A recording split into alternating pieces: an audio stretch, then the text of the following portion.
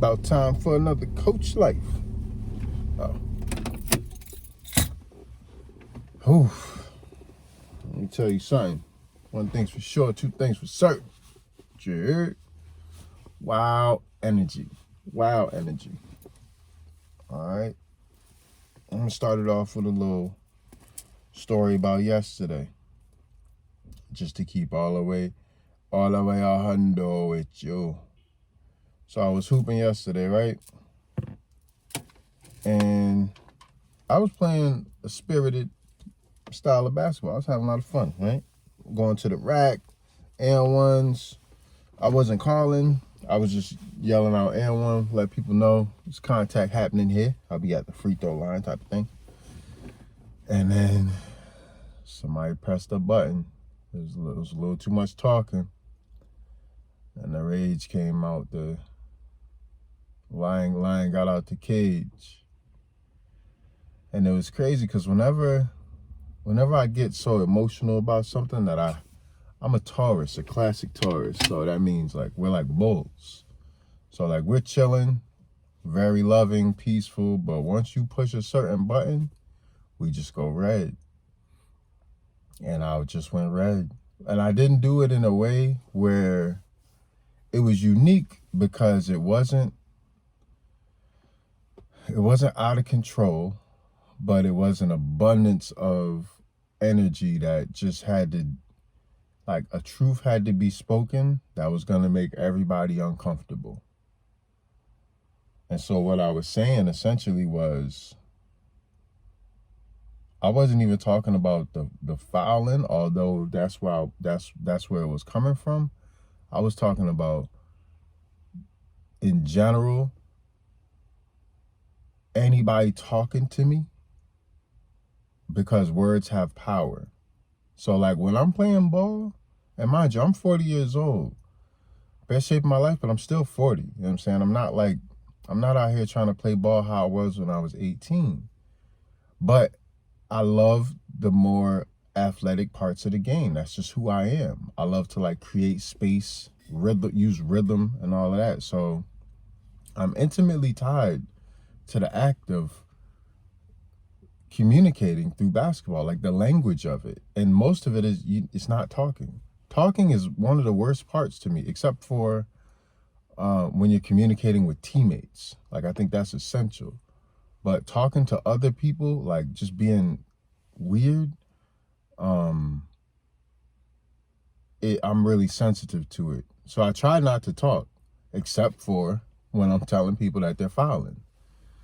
And so, you know, I communicated that multiple times, and then somebody had a problem with it multiple times. And that's when I was like, I'm spending all the energy to go to the basket. I'm playing a certain style of, I'm not out here just jacking up threes and, you know, fancy, like I'm really, to me, I'm respecting the game. And that's, you know, you can see it how you want to see it, but the energy was all, so I call it like hyena energy. Like everyone's like, hey, hey, hey. And I'm like, no. I'm a lion. No disrespect to hyenas. It's just when you press the button on me, certain things happen. Like don't, if you don't want to go there, don't put me in that mode. And so normally, obviously the threat of violence and all that stuff, it makes people unsettled. Like just talking about it right now, it makes my stomach go woo woo. But I know that I was communicating a truth that needed to be communicated. So I felt like after it was kind of settled, and you know, obviously I have no hard feelings towards anybody, really. So after it was settled, I felt at peace. And so I say all that, I tell you that story to tell you this. Especially in this kind of eclipse portal, there are moments when you got to speak your truth where it's not comfortable. It is uncomfortable. But you got to remember, we're not all here to just be comfortable. Some of us are here to do work, like real work. Just imagine if you were actually the person you was waiting on. Like, you have a sense of justice. It doesn't have to be right. It doesn't have to be 100% researched and correct. You have a sense of justice in your gut. That's important. Even if it's wrong, it's important. Like, it's your truth. Even if it's one step getting to the next step, it's still your truth. If you don't take that step, if you don't communicate your truth, especially when it's uncomfortable, you're not evolving. You're not part of this co-creative experience. So that's kind of where I'm at with it today. And of course, this morning I woke up late. I woke up late and smooth late too. That's the worst. Like, when I wake up frantic late, I know I'm late. I hustle and everything. I woke up smooth late. I was like, I looked at my phone. I said, oh, nah, he about like an hour late. Luckily, I'm so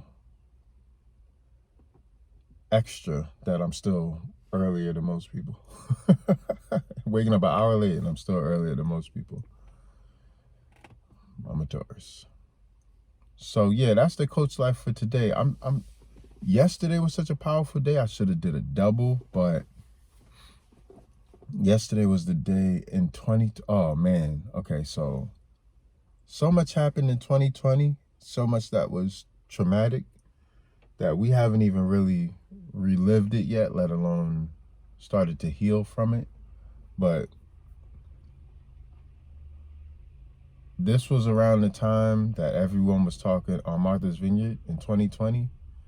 Everyone was talking about saving the vineyard, and everyone canceled or was canceling their vacations, and our hospital was small, and they didn't want to overwhelm the capacity at a hospital. And the person I rent from was saying how happy they were to have me in the house, someone they can trust.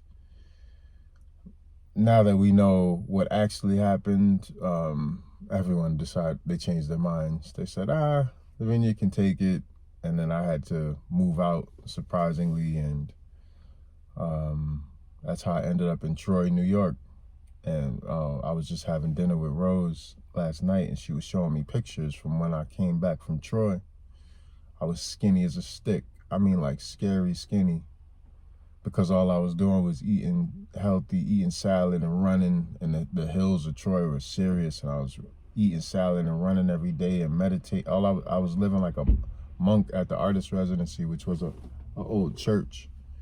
And so I didn't recognize it until looking at her pictures last night, because she kept telling me, she was like, yo, you were so skinny. And I was like, yeah, you're exaggerating. I looked at the pictures. I had man, I was enlightened, all right. But it was a lot. It was so much going on, so much change. And last thing I'll say about speaking your truth, even when it's uncomfortable, I also had dinner 2 nights before that. I keep saying dinner like I'm going out to restaurants. I'm in homes with people that I love. Am came down and made curry, shrimp, and something, and it was the last day of Ramadan. It was amazing. So I sat with them while they ate, and then I took it to go. But long story short, our conversations basically were about people feeling kind of frustrated or pent up with the layers of culture that were on them. And my point kept being, we have these moments when we're around loved ones and peers that we speak our truths, but if the rest of our day, if the majority of our day is us not speaking our truth, that's cancerous. That is not a healthy way of living. That's the problem. So I think it's really important for us to communicate our truths more often. And side note, I was taking a shower last night. I looked at the Dr. Bronner soap, and it said, the trouble with today is all the wrong people have the most energy, or the most organized, or the most something. And I was like, I thought it was my thought. I didn't even think it was possible. I was reading the Dr. Bronner's and it said that. I thought I was tripping. I took a picture of it, so I'll put that up at some point. But anyways, this has got to be a shorter Coach Life because I got to go in. So Coach Life, baby.